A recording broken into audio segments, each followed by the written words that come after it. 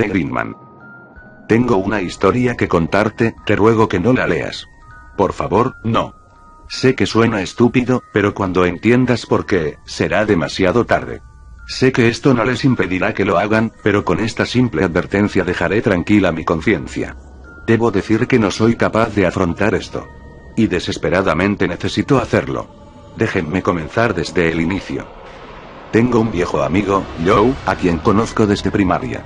Estoy en mis veintitantos, él también, él ha sido mi amigo por lo menos la mitad de todo este tiempo. Diría que nos conocemos muy bien después de todos estos años.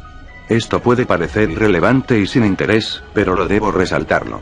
Lo conocía, y lo conocía bien. Lo que hizo no fue nada lo que él hubiese hecho sin alguna influencia externa. En la noche del viernes, enero 23. Yo estaba manejando hacia su apartamento para recogerlo junto a su compañero de cuarto, ya que habíamos hecho planes para salir, llegar a un par de bares y generalmente algo para empezar bien la semana. Cuando llegué, había autos de policía y ambulancias fuera del complejo de apartamentos. Por supuesto que yo estaba curioso, ya que, como mucha gente, raras veces veo cosas así. Mientras llegaba más cerca me di cuenta que había un cuerpo en una bolsa en la calle, rodeado por vidrios y nada más que a 5 pies de un auto muy abollado. Estaba aterrorizado, llegando a la conclusión de que alguien fue atropellado por un auto fuera del complejo. Cuando terminé de embobarme, seguí mi camino dentro y en las escaleras del tercer piso. Ahí era donde el apartamento de mi amigo está, y ahí fue donde descubrí que no había sido un simple accidente. La policía subió las escaleras, hablándole a los residentes y grabando uno de los apartamentos. El apartamento de mi amigo. En pánico, le pregunté a uno de los oficiales qué había pasado, por qué el apartamento de mi amigo estaba siendo grabado. Le dije que se suponía que nos reuniríamos para ir a por unas bebidas, y le pregunté si estaban bien. El oficial me dijo que parecía que Joe había descuartizado a su compañero de cuarto con un cuchillo de cocina para luego tirarse a sí mismo por la placa de cristal con puertas corredizas, hacia la calle. Yo era un fantasma, temblando demasiado, apenas podía contestar las simples preguntas que el oficial me hacía tratando de averiguar si conocía a las víctimas. Mi mente no lo podía procesar. Lo conocía. Él nunca hubiese hecho tal atrocidad. No tenía sentido. Retomé mi camino hacia mi auto en silencio, manejé a casa como es obvio en piloto automático. No podía sacar de mi cabeza el shock. Mi esposa me preguntó qué había pasado, y le expliqué. Ella también estaba en shock, pero ella no lo conocía como yo. Le dije que necesitaba tiempo, y fui a mi habitación. Ella no se interpuso. Perdido, me encontraba en la computadora. No estoy seguro por qué lo hice, pero estaba revisando el email de mi amigo. Sabía las contraseñas que usualmente él usaba, así que era difícilmente un problema para encontrar el correcto. Pensé que tal vez tenía amigos en línea que necesitaba contarles, o quizá encontraría una ventana que me dijese qué causó lo ocurrido. No sé. Si hubiese sabido lo que ahora sé, nunca lo hubiese hecho. Miraba su bandeja de entrada, buscando nombres familiares. Joe, yo, y varios amigos estábamos en contacto, e instantáneamente reconocí varios de esos nombres en los últimos días. Pero el email abierto más recientemente era uno que parecía spam con un archivo adjunto, sin alguna otra información. La curiosidad me ganó, y lo abrí.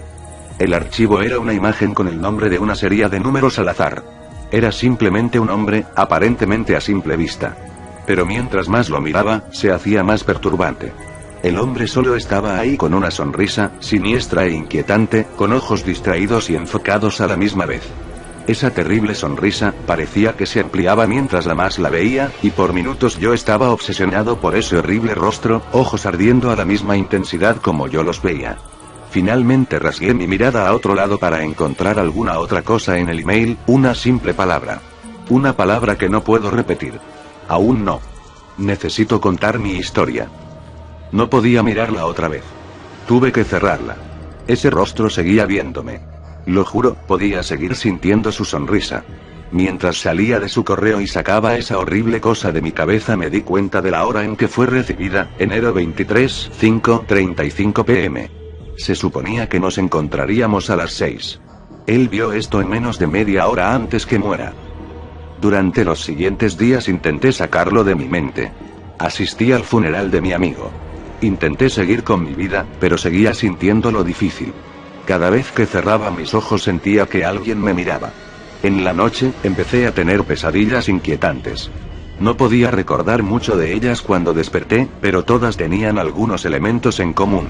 Ese horrible hombre sonriendo, sangre, violencia, muerte. No podía dormir bien. Estaba luchando en el trabajo. Seguía sintiendo que estaba en el borde. Necesitaba saber qué estaba pasando. Era difícil saber realmente dónde comenzar a buscar. Todo lo que tenía para seguir era esa imagen y la simple palabra que la acompañaba. Grinning Man es difícilmente una búsqueda descriptiva. Aún Ted Grinning Man o Crusade Grinning Man no era mejor. Todavía, hice lo que pude con mis limitadas opciones. De hecho, encontré una referencia hacia ello, o por lo menos lo creía, en una página dedicada a conspiraciones y cosas paranormales y otras cosas que normalmente tomaría como si fuese una estupidez. Todavía, esto no era normal, y yo estaba dispuesto a abrir mi mente para cualquier explicación, desde que esto parece desafiar lo convencional. Lo que descubrí sobre este Grinning Man fue que era una imagen que parecía circular por las pizarras de imágenes y foros algunos años antes. El artículo decía que la imagen era inofensiva, sino un poco horripilante, cosa que estoy en total desacuerdo con un poco. Pero parecía que algo acerca de ella, cuando estaba junto a una palabra que era desconocida, podía activar extremos combates de psicosis, irritabilidad, pesadillas y alucinaciones. Parecía absolutamente estúpido, un simple texto y píxeles causando daños, y aún estaba sentado ahí, dándome cuenta que estaba experimentando las mismas pesadillas, irritabilidad y alucinaciones. Y yo obviamente experimento psicosis, evidenciado por su súbito asesinato-suicidio. Estaba aturdido. Pensé que tenía que ser una broma, un tipo de bizarro engaño, pero sabía que había más cosas relacionadas que solo eso. Yo sabía que estaba sintiendo, yo conocía a mi amigo. Esa imagen, y esa palabra tenía que ser la palabra. Lo que activaba todo. Oh Dios, esto iba a pasarme a mí también. ¿También mataré a mi esposa y luego matarme? Comencé a entrar en pánico, pero mi mente racional pudo ganar. Si solo era paranoia, alucinaciones, eso no podía herirme, ¿verdad? Ellos solo tenían poder si yo se los daba. Decidí acabar con esto, sacarlo de mi mente, racionalizarlo cada vez que lo sentía. Eso sería el fin de todo. Mientras mi cerebro racional me ayudaba durante el día, no me podía proteger de noche.